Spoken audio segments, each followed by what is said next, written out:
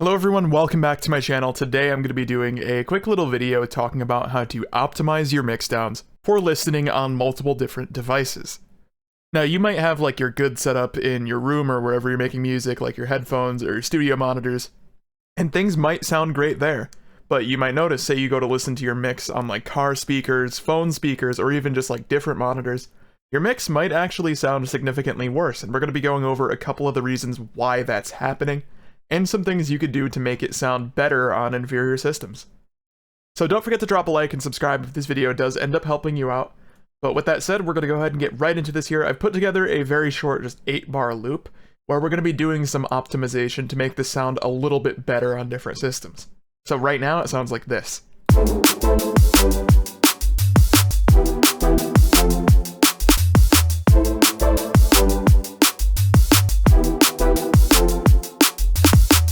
So there are actually a couple of problems with this mix that I've purposely left in there so we could fix them in this video and make it sound a little bit better on different systems. So what you're going to notice right away, my number one takeaway, this is really bassy on my specific system. I think there's too much sub, but what you're actually going to notice, this is something that's going to be a massive problem on something that can't produce sub that well, like say a phone speaker. If we listen to my bass, and we're actually going to open up an EQ on the master just so you could see it more visual, looks and sounds like this.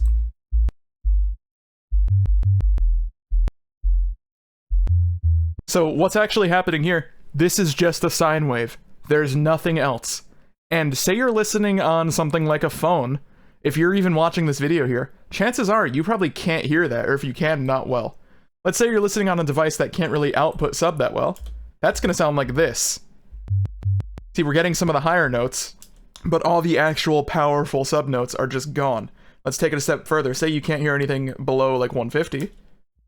Look at that. It's basically all gone. You're just getting some clicks and a couple of the high notes, and not even at their full power. But you see how that's going to be a different problem on different devices. If you're listening on a phone, that's not really going to be present. Your bass isn't really going to exist. And then if you're listening on like good headphones, this is a little too bassy. It just overpowers the mix a bit. So how would we go about fixing that issue? There are a couple things you could do. One of them is going to be some processing you could do to just like bring up some of the harmonics in regions where they don't necessarily exist or are too powerful now. And the other is just going into your sound design and just changing this a bit to make it more interesting. We are going to do both. So first off, I'm going to open the serum patch. You see, this is what we do have here. As I say, it's just a sine wave, and I'm doing some automation to the level of a distortion, just so that way you get it to kind of make this shape. That's basically just volume automation. But what you could do, you actually want more information to exist than just a sine wave, because if you're listening on a weaker device and you don't hear that sine wave, you still want to be able to infer what the bass line is. So first off, on the mixer channel, if we go ahead and throw on a saturation plugin, I'm using Saturn 2, I do love this plugin. And we're also going to put on, again, an EQ, just so you can see visually what this does. So I'm just going to position these in a good way, something like that. So right now, you see, we've already gotten something new. If I take off Saturn, it's just the sine wave. But you see how when I do turn that back on, there is something happening over here. You're getting more like content in your track. So if we boost this a bit, because right now it's on just 0, there you go. This is like an extreme example of what saturation does, but you see, there's more happening in our sound now. And that's what we want, because this will be more noticeable on those weaker devices. So what I tend to do, I split this into multiple bands. I'll take my pure sine, which is just going to be up here, and I like to put on clean tube distortion for this. So, boost it. Makes it sound very thick and full. That's good. And then I will go to my next band, so like over here. See, you can't really hear much going on here. But if we boost the drive, when there's stuff in that area, like those high notes, makes them sound a little better. And there's not really going to be anything over here, so we're just going to leave that. But you see now, we have a thicker bass. If we take it back off, versus that, you see there's just a little bit more going on. And we're going to further this by changing the sound a bit and adding something new to it. So, theoretically, if I just took a saw wave and just got rid of the fundamental so it's not clashing, That doesn't sound good, but you see how, like, that would be very audible on weaker speakers. So we're just going to do something similar to that, but audible. So I'm thinking get rid of the sine wave fundamental and just draw in a little something like this, because now this will sound like this.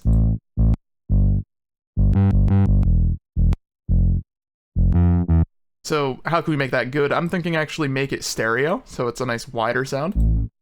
Turn it down a bit. Something like that. Compare that to what we had initially, and if we go ahead and listen to this in the context of the rest of the mix. See, our bass is more present now, and say we were listening on a device that couldn't output anything down here. Here, like, even though the sub is sort of gone, you could still tell what those bass notes are. This isn't the best example of that, because in this track, I don't really want, like, a bright saw. But in something like that, that's what you do, and it will be audible.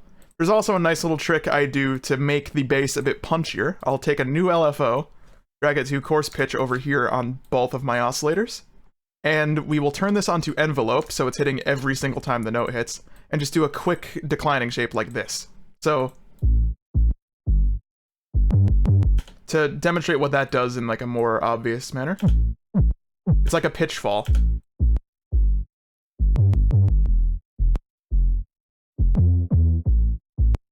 See, something like that.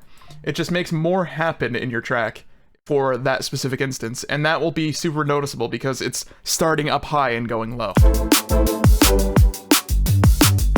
think that's a little much, actually. I'm gonna reduce it slightly, something like this. But that's really cool. You could also go into your distortion itself on the patch. Just crank it a bit. We gotta make sure we turn mix up, though. I think personally I don't want that on this sound, but like that's another option to make things sound better. And that's a very cool way to make your bass sound a little nicer. Now obviously, because there's more happening in the sound, you could turn it down, and it won't be as overpowering on devices that could actually do it. Another really useful tip I have, download this free plugin that's called Span. You could also do this with an EQ as well. There are multiple different ways you can go about doing this. You just get a visual. I'm actually noticing I don't have Span installed anymore. I'm gonna have to go ahead and do that. I'll just do it with ProQ though. If we listen to our full track, you just want to make sure that, you know, your mix is nice and balanced. So if we look at it here,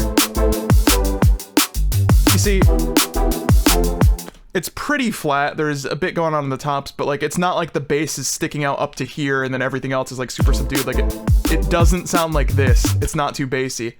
Everything is sort of balanced and just sounds nice. If you have something that's way too bassy on like a flat listening system and then you throw it on like car speakers, it's going to sound really overpowering and terrible. So you can avoid that just by getting a nice little visual, making sure things do look nice and are balanced in your track. Another thing is cutting out unnecessary frequencies. You see, I have this drum break that's layered underneath my super digital hits.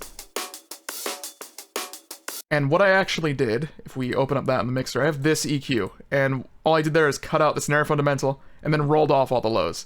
If I take this off and then play it with the rest of my drums, it sounds really boxy and terrible. There's just too much happening in the lows, and it's conflicting with all my hits. But then when you clean it up with this, it sounds good. Little thin, but it doesn't need to be any better, because we do have bass that actually goes with that in the final thing. And of course I'm sidechaining kick and snare, because if I don't, you're going to get an annoying clash, and you don't want that. It's literally as simple as that. Use EQ in a correct way. Like say you have a really bright element that's not in this track, for example, but say you did. Cut some of the highs out to let the hats take over that space. Just carve a lot of space in your frequency spectrum, because otherwise things are going to clash, and if you have speaker systems that aren't capable of like separating things very well, it's just going to sound messy. So make sure your mix is clean and things should sound good. If we go ahead and compare this to just what I had before, just without those bass changes, because I do have a render from yesterday, just listen to the difference.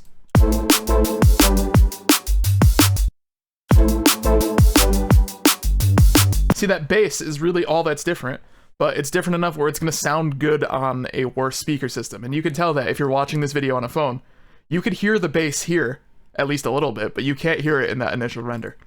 So that's how I go about doing that. If you have any other tips you want to add, let me know in the comments below. I'm very curious to hear them. And if you enjoyed this video, don't forget to drop a like on it and subscribe as well for future stuff.